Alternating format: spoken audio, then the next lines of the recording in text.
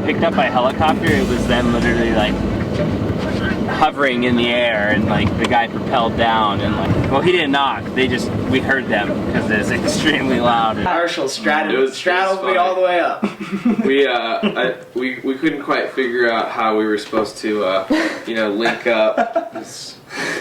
The National Guardsman was like, straddle him, and he was like trying to straddle me, and it just... I thought that was the worst of it, and then he proceeded to clip the dog in between us, on top of Marshall, already on top of me.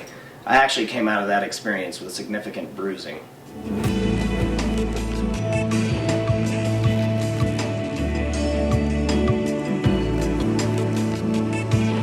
They took us to the airport north of Boulder, but that's where they were dropping everyone off, and all the helicopters were, and there were stations with food and water and people to help you out, and like FEMA papers and all the paperwork you want. We're currently in like a town house, I guess you could call it, for mainly two people, and it's living us three and some friends that come over once in a while. And it's definitely a bit crammed.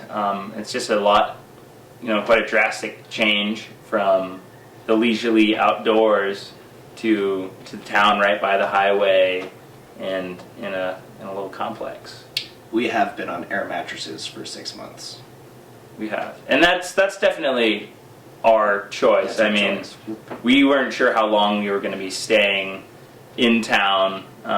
We moved around quite a bit. Actually, CU helped out. They had some pretty good programs for helping students from the flood, and they knew how bad our situation was, and they helped us with some meal cards and some off-campus housing down toward Louisville in a hotel for about a week and a half.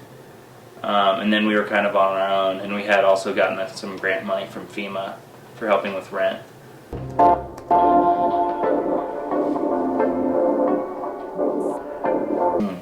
We've been trying to work on some lyrics, flood-related. Unsuccessfully, but... We have lived here now in this apartment for maybe like 4 months or so, or 5 months, a pretty good amount of time. And it was never planned out to be this long. So we're kind of just going with the flow, and currently we are on our way back up the mountains.